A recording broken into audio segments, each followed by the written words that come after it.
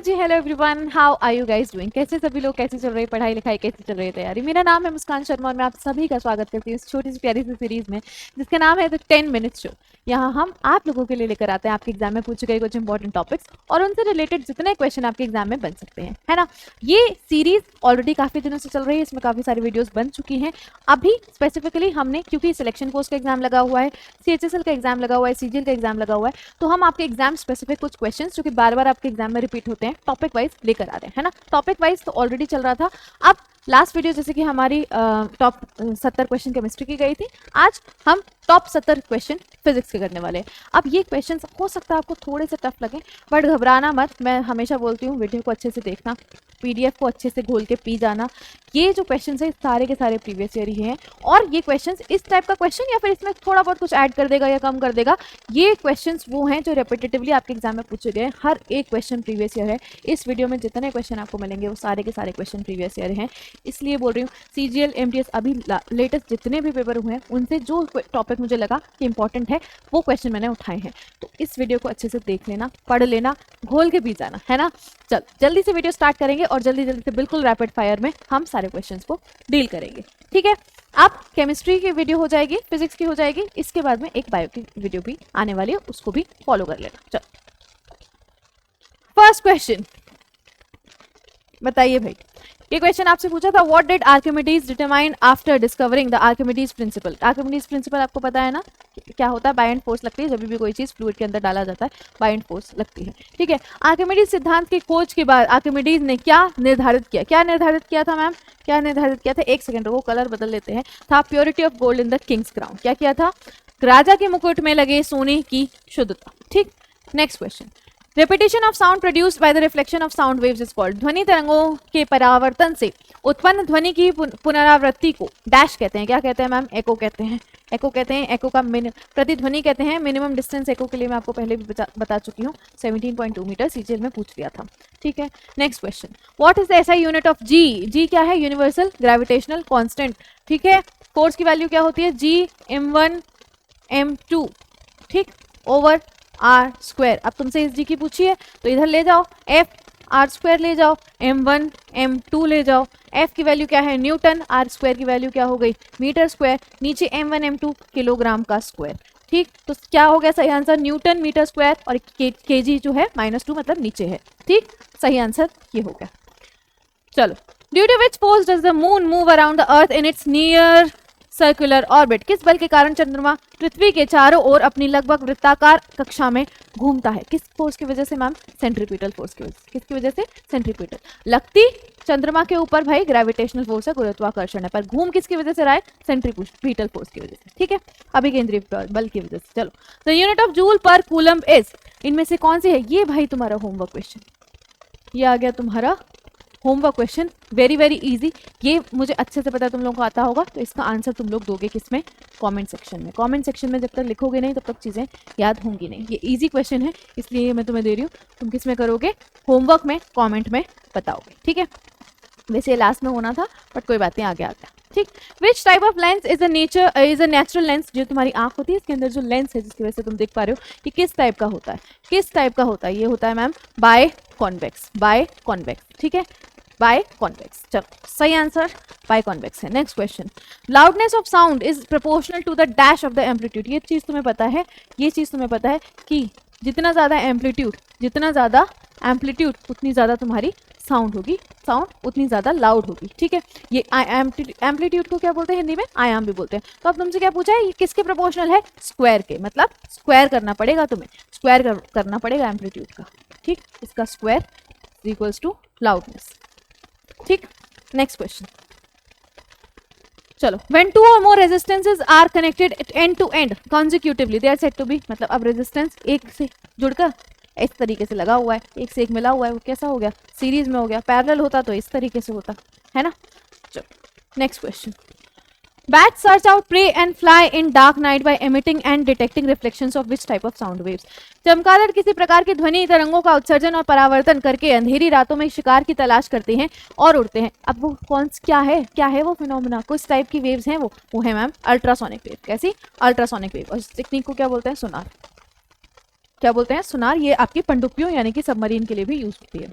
When, अब देखो ये मैंने तुम्हें बोला ना, हो सकता है क्वेश्चंस तुम्हें लगे मैम इजी, मैम थोड़ा टफ है, बट बेटा ये क्वेश्चंस बार बार तुम्हारे एग्जाम में पूछे गए, इसीलिए मैंने ये क्वेश्चंस रखे हैं। सारे प्रीवियस ईयर है, एक भी एक्सपेक्टेड क्वेश्चन है भी नहीं, ये जितने प्रीवियस ईयर थे एग्जैक्टली वैसे हैं, तो इनको अच्छे से पढ़ लेना, ठीक है।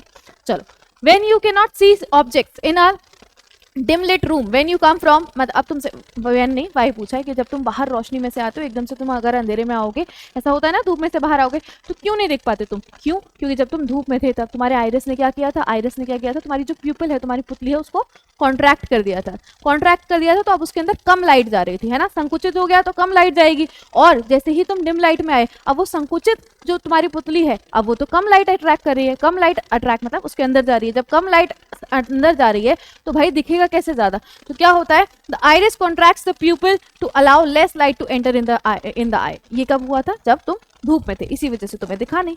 चलो, जब तुम अंधेरे में आ गए तब। Next question, which famous experiments was done by Michael Faraday in 1831। Michael Faraday very very important, इन्होंने क्या दिया था, इन्होंने दिया था मैम इलेक्ट्रोमैग्नेटिक इंडक्शन, विद्युत चुंबकीय प्रेरण की खोज करी थी इन्होंने, ठीक। Next question, what happens to two forces, दो फोर्स हैं, दो बल लग रहे हैं ऑपोजिट डायरेक्शन में, इस तरीके से एक ब्लॉक है, इक्वल है, मैंने बोल दिया 5 न्यूटन का इधर से, 5 न्यूटन का इधर से, नेट फोर्स कितना होगा, इन दोनों को माइनस कर दोगे, 5 - 5 0 होगा। क्या किया तुमने, डिफरेंस लिया, तो सही आंसर क्या है, the net force acting on the object is the difference between the two forces. वस्तु पर लगने वाला शुद्ध बल क्या है, दोनों बलों के बीच का अंतर होता है। वीडियो हमें जल्दी से जल्दी खत्म करनी है, ठीक है, छोटी सी वीडियो हो, मैं चाहती हूँ तुम्हारा पूरा रिवीजन हो जाए, इसलिए थोड़ा जल्दी करना है, ओके। चलो, एलईडी की फुल फॉर्म बार बार तुमसे पूछा है, लाइट एमिटिंग, अरे डिवाइस लगा दिया, light emitting diode, option number B, ठीक है, प्रकाश उत्सर्जक डायोड। ये देखो, अभी मैंने भी कंफ्यूजन में डिवाइस लगा दिया था, यही कंफ्यूजन से तुम्हें बचना है, ठीक है, जल्दी जल्दी नहीं करनी है, जो इजी क्वेश्चन है उसको भी ध्यान से पढ़ना है। चलो, the colour of the clear sky is blue due to the phenomena of, स्वच्छ आकाश का रंग नीला किस घटना के कारण होता है। अब इसके ऊपर मैं कई बार बोल चुकी हूँ, इतना इंपॉर्टेंट क्वेश्चन है, डिस्पर्जन और स्कैटरिंग इतना ज्यादा है, तो अब तुम्हें क्या करना है, प्रकीर्णन तुम्हें क्या करना है, एक शॉर्ट भी हमने इस चीज के ऊपर बना रखा है, चैनल पे जाकर देख लो क्या होता है, कैसे होता है, डिटेल में समझ में आ जाएगा। किसकी वजह से होता है ब्लू कलर, क्योंकि उसकी वेवलेंथ कम होती है, वो स्कैटर हो जाता है, स्कैटरिंग ऑफ लाइट, ठीक है। चलो, next question, which of the following types of mirrors is lateral inversion कहाँ दिखाई देता है, ये अच्छे से तुम्हें पता है, किस निम्नलिखित में से किस प्रकार के दर्पण में प्रकाश का पार्श्व व्युत्क्रमण दिखाई देता है, करते हैं मतलब क्या है, लेफ्ट राइट दिखता है, राइट लेफ्ट दिखता है, सीधी सी बात किसमें होता है मैम, प्लेन मिरर में होता है, प्लेन मिरर यानी कि समतल दर्पण में होता है। चलो, what is Newton's first law of motion called, अच्छे से तुम्हें पता है, क्या बोलते हैं इसको, लॉ ऑफ इनर्शिया यानी कि जड़त्व का नियम।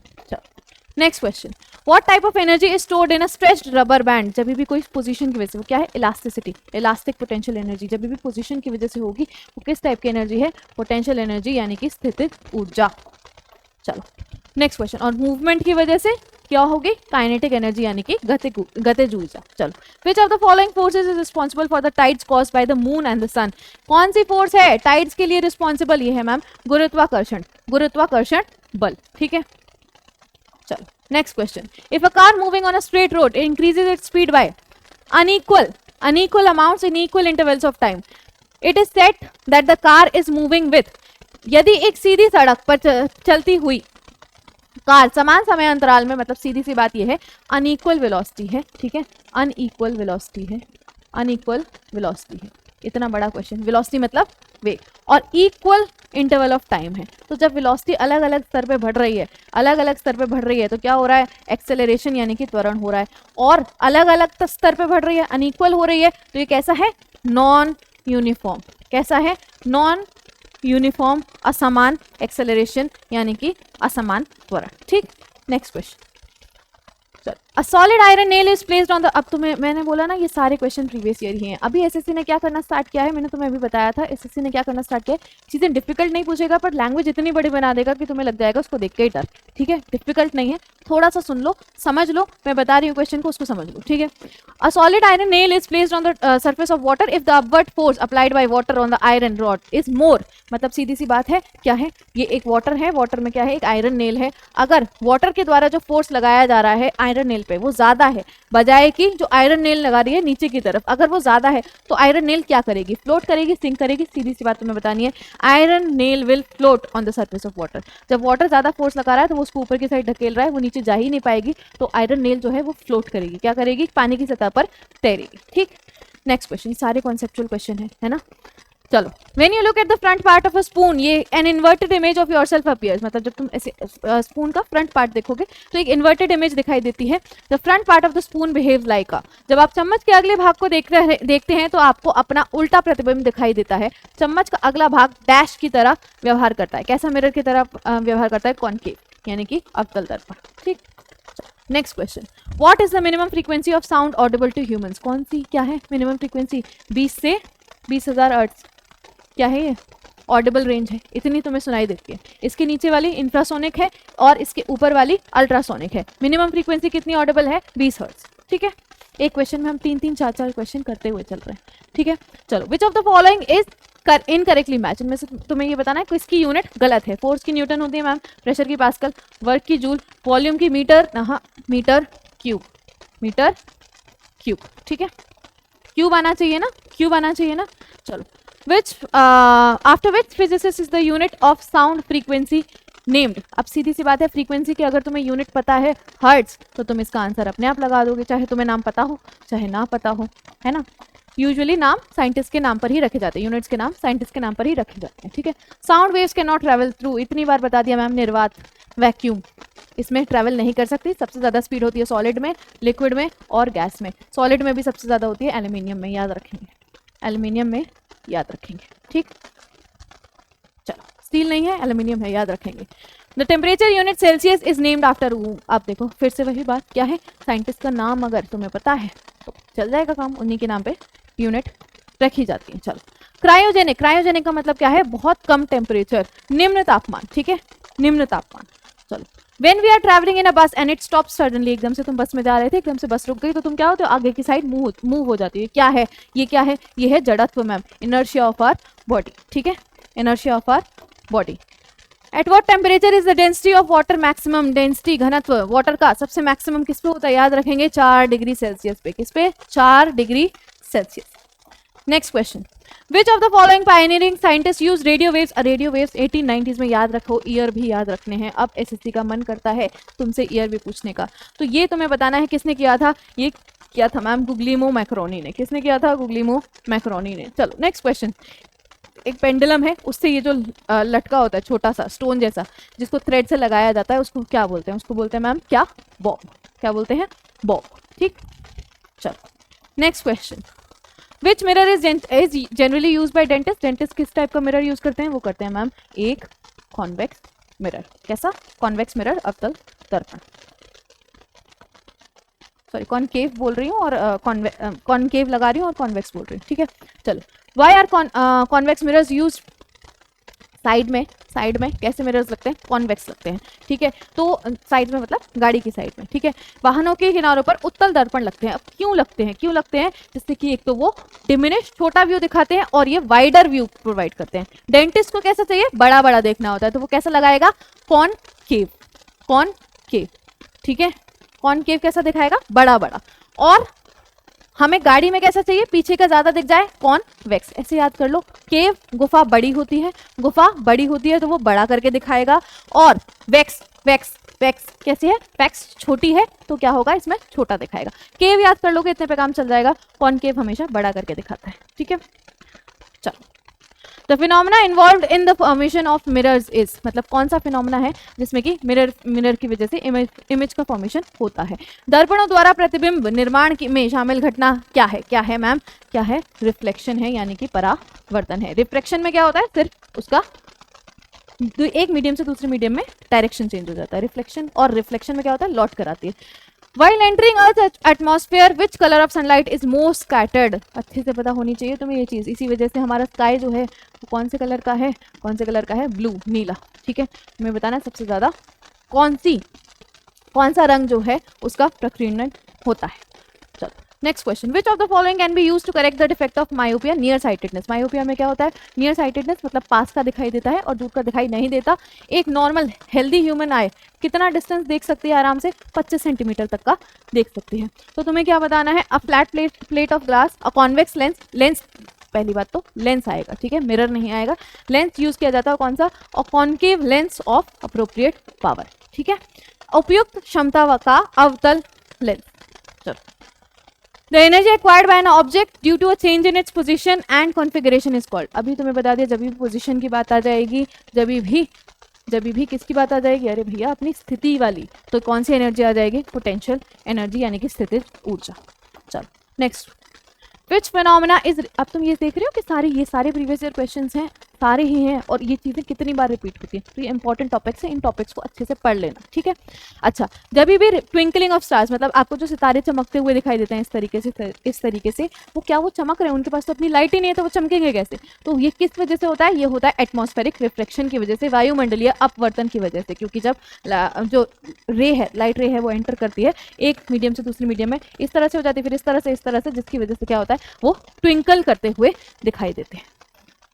चलो next question, when a sailor jumps out of a moving boat, the boat moves backward, this is an example of which law of motion। मतलब सीधी सी बात है, कभी भी आपने बोट की सवारी करी होगी, तो जब आप बोट से उतरते हो तो बोट एकदम से पीछे की साइड खिसक सकती है, आप आगे जा रहे हो, बोट पीछे की साइड खिसक रही है, ये क्या है, every action has an equal and opposite reaction, third law of motion, Newton का तीसरा नियम, ठीक है, न्यूटन की गति का तीसरा नियम। नेक्स्ट क्वेश्चन, रिफ्रैक्टिव इंडेक्स, अब देखो कितना बड़ा क्वेश्चन लिखा था पर कितना आसान था, है ना। Refractive index is related to, refractive index जो है अपवर्तनांक निम्नलिखित में से किससे संबंधित है, speed of light in two different media, यही ऐसा ही आंसर, ठीक है। इसमें क्या देखते हैं आप, स्पीड ऑफ लाइट यहाँ वैक्यूम में, उसके बाद में देखते हो आप दूसरे मीडियम में किस तरीके से है, ठीक है, दो भिन्न माध्यमों में प्रकाश की गति। A book lying on a table and Rahul moves it through a distance d in the direction of force. What is the work done by the force? सीधी सी बात है, वर्क डन का फॉर्मूला क्या है, Fs cos थीटा। इस पे क्या लगाया है, एक बुक पड़ी हुई है, उसने Rahul moves it through a distance, मतलब तुम्हें डिस्टेंस कितना बता दिया है, कुछ भी बता दिया तुम्हें, मान लिया डिस्प्लेसमेंट कितना किया, डी डिस्टेंस का, और किस डायरेक्शन में किया, एफ की ही डायरेक्शन में। तो जब ये दोनों पॉजिटिव हैं, एक ही डायरेक्शन में हो रहा है, कॉस थीटा एक ही डायरेक्शन में हो रहा है, समझे ना, जब एक ही डायरेक्शन में हो रहा है तो वर्क डन कैसा होगा, पॉजिटिव होगा, ठीक है।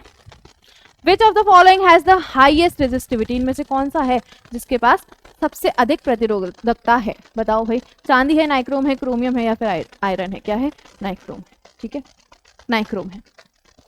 चलो next, which of the following is a good conductor of electricity, सबसे अच्छा कौन सा होता है इसमें से, सिल्वर होता है, silver is the best conductor of electricity. Silver और कॉपर के तार होते हैं आपको यूजुअली घर पे, पर सिल्वर क्योंकि महंगा आता है इसलिए यूजुअली आप कॉपर के तार लगते हैं।